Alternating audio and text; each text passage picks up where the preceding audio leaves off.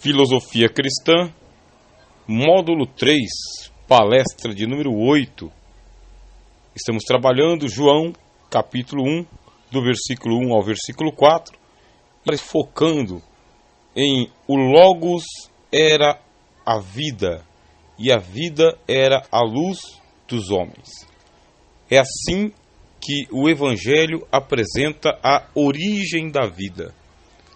Não a apresenta como tendo origem material, como dizem os ilozoístas. Também não apresenta a vida como tendo origem pré-existente, como dizem os gnósticos e os platonistas.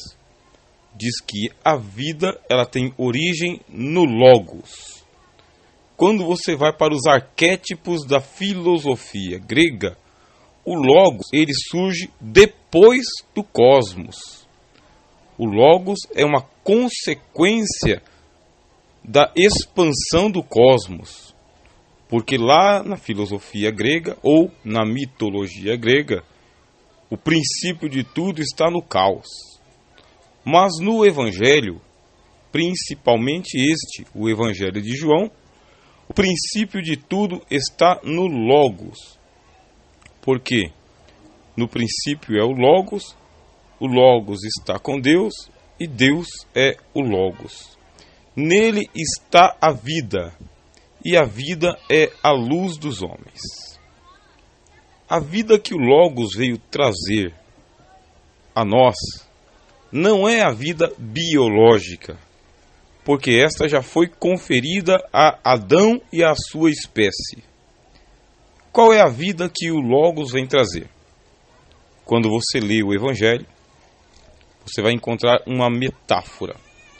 Jesus Cristo, no capítulo 6 deste Evangelho de João, ele fala sobre o pão vivo que desceu dos céus. E ele chama o pão vivo que desceu dos céus de pão de Deus. O pão de Deus é aquele que, descendo da vida ao mundo. Veja como que o Evangelho de João, ele trata essa questão.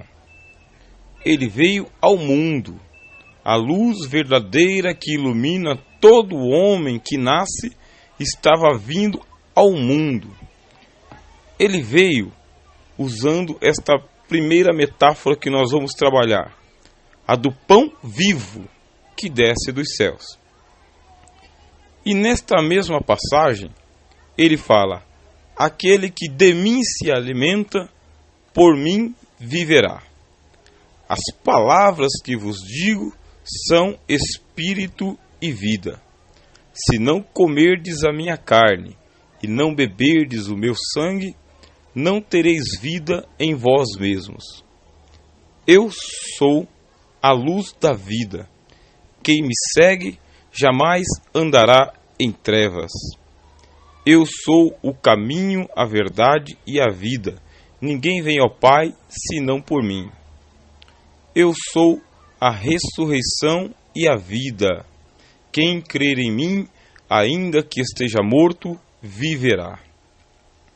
E todas as vezes que Jesus Cristo ele se refere à vida, ele usa várias metáforas, todas se referindo a ele. Eu vim para que tenhais vida e a tenhais em abundância. O ladrão não vem senão a roubar, a matar e a destruir. Eu sou o bom pastor, e o bom pastor dá a vida pelas ovelhas. Se não crerdes que eu sou, não tereis vidas em vós mesmos. Que vida é esta que o Logos veio trazer a nós? Não é em nada comparada com a vida biológica. A vida biológica, ela foi programada por Deus para o tempo presente, para a presente dispensação. Agora, esta outra vida a que o Logos veio trazer, ela estava guardada em mistério. É uma vida imorredoura. É uma vida gerada pela vida, não pela matéria e não para o tempo. Ninguém tem esse estilo de vida. Ninguém tem esta natureza de vida, só o Logos. Ninguém, nem mesmo os anjos, tem esse estilo de vida, esta natureza de vida. Uma vida que ela é autogerada. Você ouviu no áudio anterior que havia um perigo muito grande caso Deus houvesse conferido Zoe a Adão. Ele jamais morreria. Mas Deus conferiu Bios. Por ser Bios, ele dependia da árvore da vida. Uma vez expulso do paraíso, não tem acesso à árvore da vida, morre biologicamente. Agora Cristo vem, toma a forma humana e diz: a minha carne é verdadeiramente comida e o meu sangue é verdadeiramente bebida. É uma metáfora.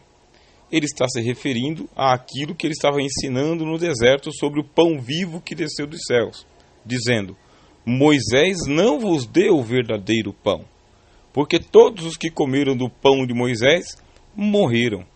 Mas quem por mim se alimenta, por mim viverá. E depois, sem metáfora, Jesus Cristo diz: as palavras que vos digo são espírito e vida. O fato de o Logos ter vindo, a palavra ter vindo, trouxe a vida de Deus ao mundo. O grandioso perigo é que esta vida de Deus fosse tomada por pecadores. Para garantir que isto não aconteça, é necessário passar pelo que o Evangelho chama de um novo nascimento. Não um novo nascimento de carne e sangue, mas um novo nascimento de água e espírito. Um novo nascimento de espírito e vida. É uma nova economia. É um novo mundo. É uma nova dispensação. É uma nova vida. Uma vida jamais experimentada por nenhuma criação de Deus, nem mesmo pelos anjos. Veio para os que eram seus, mas os seus não o receberam. Mas a todos quanto o receberam, Deus lhes facultou a dunamis, o poder, para serem feitos filhos de Deus. Não igual ao nascimento de carne e sangue, porque carne e sangue não podem entrar para dentro das portas do reino de Deus. Quem não nascer de novo não pode ver o reino de Deus. É um novo nascimento absolutamente independente das condições humanas atuais. O que eu estou falando aqui vai gerar um pensamento novo para muitas pessoas. Não para todos, porque alguns já estão acostumados com a filosofia cristã. Mas para alguns é um pensamento absolutamente novo. A vida que ele veio trazer ao mundo, ele diz: nele estava a vida e a vida era a luz dos homens. É uma vida ao estilo da luz, com a natureza da luz. E aí você percebe, quando lê toda a literatura escrita por João, que João ele usa esta metáfora para Deus também, dizendo que Deus é luz. Os apóstolos tinham essa compreensão, que Deus é o Pai das luzes, que nele não há treva alguma. Ao dizer que nele, no Logos, estava a vida, e a vida era a luz dos homens, preste atenção. A nova natureza que Deus veio criar no homem, ela é a natureza de Deus. É a natureza da luz, em que não há treva alguma, nem sombra e nem mudança, nem variação. Este bem-aventurado Filho de Deus, que for alcançado pelo Logos, ele vai receber uma nova natureza. Porque a natureza adâmica a natureza humana, como nós a temos, ela é uma natureza de treva. A palavra grega para treva é escótia, que está aí também no Evangelho de João. Esta escótia, ela é uma escuridão, é uma treva. Qual é o conceito de treva? É o conceito de escuridão densa, onde a luz não penetra, por mais que ela bata, por mais que ela invista, por mais que ela reflita. Só é chamado de treva porque é a ausência absoluta de qualquer fagulha de luz. Esta natureza de treva é a natureza que nós estamos inseridos hoje. E aqui bate-se violentamente no gnosticismo. Por quê? Porque o gnosticismo admite que a natureza humana, o corpo é mau, a alma mais ou menos, o espírito de jeito nenhum.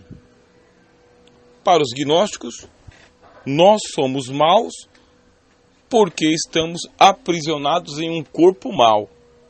Só que a alma pode se libertar. O Evangelho não admite isto. O Evangelho condena a totalidade da natureza humana. É morte em sentido pleno, total e absoluto. Esta é a natureza humana. Quando o evangelista diz, nele estava a vida, ponto, e ele acrescenta, e a vida é a luz dos homens, é justamente porque sem o Cristo não há vida, e se não há vida, existe treva. E a treva é treva em sentido absoluto, total e completo. O evangelista, quando apresenta todas as suas metáforas sobre o Cristo, tem uma que ele diz assim: eu sou a videira verdadeira, meu pai é o lavrador, vós as varas. Sem mim nada podeis fazer. Trabalhei com vocês no módulo 2, quando estava dizendo todas as coisas foram feitas pelo Logos e sem o Logos nada do que foi feito se fez. Retorne lá no módulo 2. Estamos falando sobre justamente esta metáfora da luz e das trevas, do ser e não ser, do bem e do mal. As trevas invadiram a criação de Deus após a queda. Invadiram em sentido verdadeiro, total e absoluto. A intromissão do Logos no mundo foi necessária para que houvesse esperança de redenção. E sem o Logos, nada poderia acontecer. Quando vem ao mundo, ele vem para trazer vida e luz. E os dois vão andar juntos. Vida e luz vão andar juntos o tempo inteiro, uma complementando a outra, representando e indicando a nova natureza que o ser humano recebe.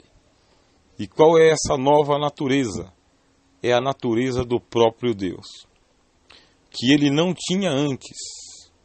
Deus não conferiu nada de sua natureza divina ao homem que ele criou no Jardim do Éden. O homem do Jardim do Éden, diz o apóstolo Paulo, foi feito alma vivente, feito do pó da terra. Soprou-se em suas narinas e ele foi feito alma vivente. Natureza divina nenhuma ele tinha, nenhuma.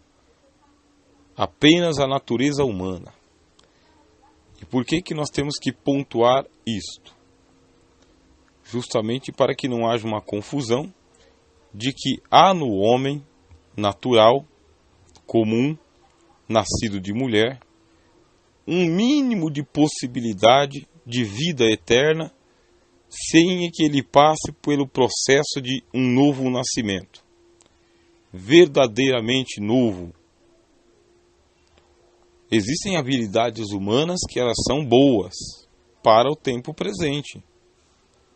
São habilidades que Deus criou para a vida no cosmos, no mundo, nesta era, mas que são incompetentes em sentido absoluto, até mesmo para pensar as coisas de Deus. Outra imagem que o evangelista João cria para nós é quando Cristo está conversando com Nicodemos. Aconteceu aquele fato? Cristo realmente conversou com Nicodemos? E os termos da conversa de Jesus com Nicodemos realmente foram aqueles? Acredito que sim. Eu creio que aconteceu daquela forma. Só que quando nós estamos lendo o Evangelho de João, o fato em si, para nós, tem pouca relevância. Não é como ler o Evangelho de Mateus, Marcos e Lucas. O Evangelho de João, ele é teológico. As figuras foram escolhidas por João selecionadamente, criteriosamente. Ele está passando uma mensagem através daquele fato. Uma mensagem maior. Então o que faz o evangelista João? Ele faz o Logos se encontrar com o príncipe da religião. Vocês lembram que eu disse, tanto no módulo 1 quanto no módulo 2, neste módulo 3 também falei, que nós temos por objetivo alcançarmos a espiritualidade e deixarmos a nossa religiosidade. Lembram? Aqui está João. Ele pega o mestre da religião judaica e ele coloca esse mestre para conversar com o Logos. Perceba que o Logos, ele economiza palavras. Já o mestre da religião faz as perguntas. O mestre da religião, que é Nicodemos, faz as perguntas e primeiro ele começa com o apanágio, porque a religião ela tem esta falha, este vício. A religião ela é uma religião cheia de apanágios, titularidades. Ela fica enfeitando o pavão. A religião ela é toda glamurosa. Ela gosta do discurso para passar a impressão de que ela é autêntica, verdadeira. O mestre da religião, Nicodemos, chega e diz ao Logos: bem sabemos que és mestre vindo de Deus, porque ninguém pode fazer o que tu fazes se Deus não for com ele. Aqui está as palavras da religião ao Logos, que não fazem a menor cócega em Cristo, que estão totalmente desvinculadas de contexto. O Logos não presta atenção, não dá prosseguimento ao que a religião está falando. E é isso que nós devemos entender. Toda a religiosidade que nós produzimos com o espírito humano é uma religiosidade caótica, uma religiosidade vazia. Ela não toca a sensibilidade de Deus, não toca a mente de Deus. É uma religiosidade criada humanamente. Palavra de Isaías: este povo me honra com seus lábios, mas o seu coração está longe de mim. Em vão me adoram. Ou seja, tem adoração, mas é uma adoração vazia. Em vão me adoram, ensinando preceitos humanos, aprendidos por tradição, como máquinas. Esta é a denúncia do profeta Isaías. Qualquer religiosidade que a gente tenha, por mais impressionante que ela seja aos sentidos, dos olhos, dos ouvidos, do coração, ela não toca o Logos. Ela não alcança a sublimidade do Logos, que veio trazer vida e vida verdadeira. Vida e vida em abundância. vida e ressurreição. Não alcança. Ele não aceita a aparência dos homens, diz o apóstolo Paulo.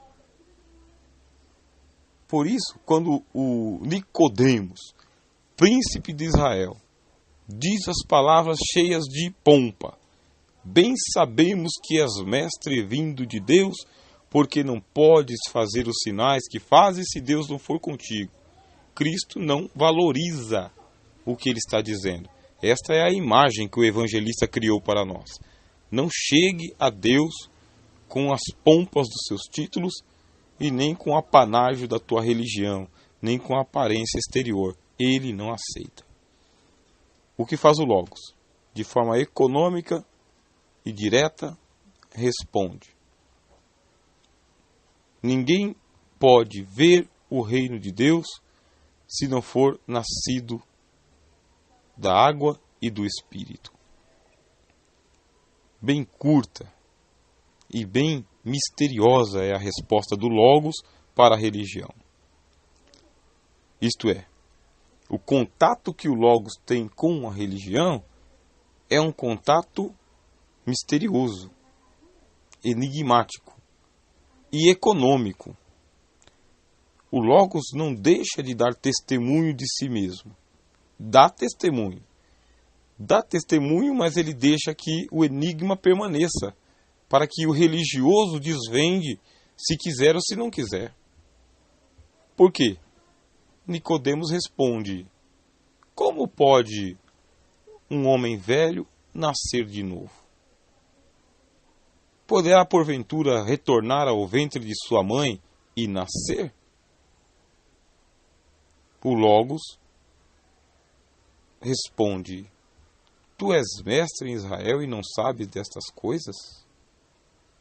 O que é nascido da carne é carne. O que é nascido do Espírito é Espírito. Por isso eu te digo que quem não nascer de novo não pode entrar no reino de Deus. E aí o religioso fica espantado, porque o Logos está falando com ele, e o Logos está dizendo que tudo aquilo que ele possui dentro da religiosidade dele não lhe é suficiente para entender as coisas mais simples. O Logos diz a ele: se te falei de coisas terrenas e não crestes, como crereis se vos falar das celestiais? A religião, ela é caduca nas coisas referentes ao Logos de Deus. Ela não pode produzir a vida, ela não pode compreender a vida, tudo que ela fala é inútil perante o Logos, está anulado pela sabedoria de Deus, e o religioso ele tem que ceder, mas não consegue porque ele não crê. Fato, a religião não produz fé. A religião produz superstição, mito, crendice, credulidade e incredulidade. A religião, ela esbarra no Logos e não produz fé. A religião impede as pessoas de entrarem para dentro do reino de Deus. Esta é a revelação que o Logos traz. Ele veio trazer uma natureza que a religião não pode dar. É a natureza de Deus. É a natureza da luz. Faltam 6 minutos para eu terminar este áudio. E por isso eu quero levar você à ideia da luz solar. Porque a comparação é direta entre o Logos e a luz solar. Ele está dizendo que a luz verdadeira é Cristo, o Logos. Mas existe uma luz metafórica. Qual é? A do Sol. Se o Sol, inanimado, foi posto por Deus no alto do firmamento, com a capacidade de iluminar todas as pessoas indistintamente, quanto mais o Logos verdadeiro vai trazer uma luz verdadeira a muito mais homens do que a luz do sol. Qual é a geração de homens que tenha nascido que não tenha contemplado a luz do sol? Todos, em todos os continentes, em todas as circunstâncias. E aqui, e é o que eu vou trabalhar no próximo áudio, nós vamos ter que pensar a questão da universalidade da salvação que o Logos veio trazer. A religião nos diz claramente que a missão do Logos fracassou. Que ele veio, esclareceu, mas foi vencido. A religião diz isso. Ela diz que a salvação ela não foi estendida a todas as pessoas. E que no final, o número de perdidos será maior do que o número de resgatados. Agora pense, por que o Evangelho usa esta metáfora dizendo que o Logos é Deus e que nele está a vida e a vida é a luz dos homens e que ele é a luz verdadeira que ilumina todo homem que vem ao mundo? Se o sol, que é apenas a sombra do Cristo, tem a condição de iluminar todas as pessoas que nasceram desde Adão até hoje, será que Cristo, que é representado pelo sol, que transcende a luz do sol, perderá a batalha? E a grande massa da humanidade será realmente jogada nas trevas exteriores? Vou citar um autor, que é o que eu vou tomar como referência aqui no próximo áudio, que é o Dr. Champlin, Russell Norm Champlin. Esse autor escreveu uma enciclopédia de 6 volumes de Bíblia, Teologia e Filosofia. Ele também é o autor de O Novo Testamento interpretado versículo por versículo e o Antigo Testamento interpretado versículo por versículo. Eu vou trazer no próximo áudio o que é que ele considera sobre a obra do Logos para a humanidade. Entra em paradoxo direto contra a religião. Porque do ponto de vista fenomenal, de fato, o número dos perdidos é maior do que o número dos salvos. Será que as trevas prevaleceram sobre a luz? O texto de João diz que as trevas não a compreenderam. Mas perguntei, não compreenderam, mas prevaleceram? Que a paz esteja com você.